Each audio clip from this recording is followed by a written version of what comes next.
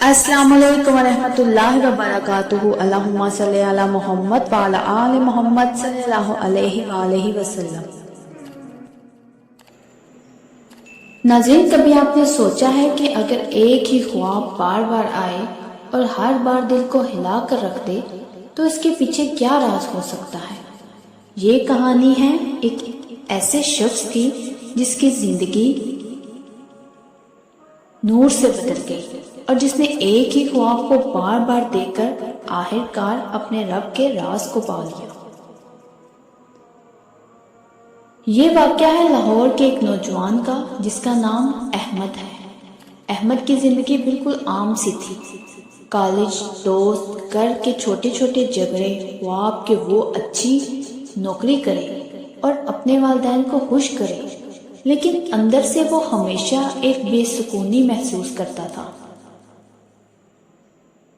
اکثر راتوں کو جب سب سو جاتے، احمد چھت پر جا کر آسمان دیکھتا اور سوچتا، اے اللہ، میری زندگی کا مقصد کیا ہے؟ میں کس لیے ہوں؟ یہ سوال اسے اندر سے کھاتا رہتا۔ ایک رات احمد نے خواب دیکھا۔ خواب میں وہ ایک پرانے روشن صحن میں کھڑا ہے۔ صحن کے بیچوں بیچ ایک چراغ جل رہا ہے۔ اس چراغ کے ارد گرد نور پھیلا ہوا ہے۔ وہ قریب جانے لگتا ہے لیکن چراغ بجھنے کے قریب ہو جاتا ہے۔ اچانک دور سے ایک آواز آتی ہے، درود پڑھو، چراغ روشن ہو جائے گا۔ احمد چونک کر جاگ اٹھتا ہے۔ دل زور زور سے دھڑک رہا تھا، پسینے سے بھیگ گیا۔ اس نے سوچا شاید یہ بس ایک خواب ہے۔ پھر کچھ دن بعد رات کو وہی خواب، وہی صحن، وہی چراغ اور وہی آواز۔ احمد اور زیادہ پریشان ہو گیا۔ دل کہتا تھا کہ یہ کوئی عام خواب نہیں۔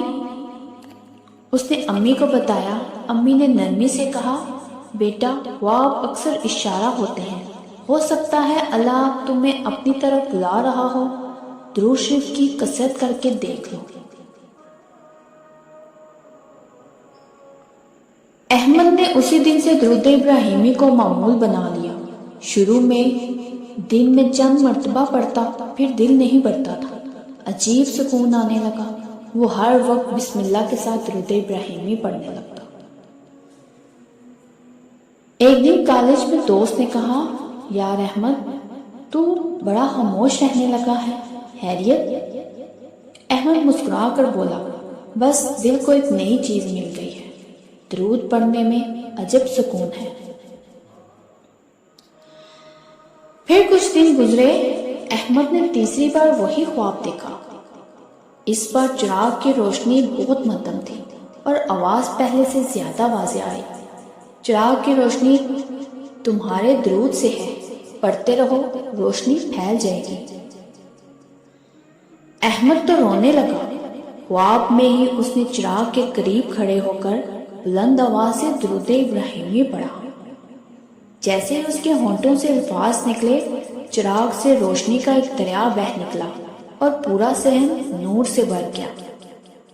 اس منظر نے احمد کی زندگی بدل دی۔ ناظرین، اس کے بعد احمد کی زندگی میں حیرت انگیز تبدیلیاں آنے لگی۔ گھر میں سکون، پہلے والدین سے معمولی جھگڑے ہوتے تھے، اب گھر کا ماحول نرم اور محبت بھرا ہو گیا۔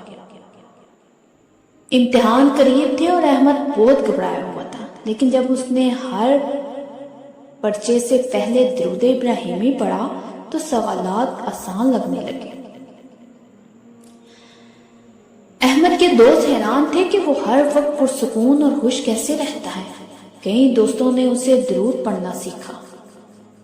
ایک دن اس کی بہن نے کہا، بھائی، آپ بدل گئے ہیں، اب آپ کے چہرے پر عجیب نور ہے۔ احمد نے ہنس کر جواب دیا، یہ سب اس چراغ کی برکت ہے جو خواب میں جل رہا تھا اور جس کی اصل روشنی درود ابراہیمی ہے۔ احمد نے اپنے ایک استاد سے مشورہ کیا۔ استاد نے آنکھیں بند کر کے گہری آواز میں کہا، بیٹا، خواب میں چراغ دل کی علامت ہے، اور دل کا چراغ صرف نبی پاک صلی اللہ علیہ وسلم کے درود سے جلتا ہے۔ اللہ نے تجھے 3 بار یہ خواب دکھایا تاکہ تم سمجھ سکو کہ تمہاری اصل زندگی درود کے نور سے جڑنے والی ہے۔ یہ سن کر احمد کی آنکھوں میں آنسو آ گئے۔ اسے لگا جیسے ساری کائنات کا راز کھل گیا ہو۔ ناظرین، احمد آج اپنے بزنس میں بہت بڑا ہو چکا ہے۔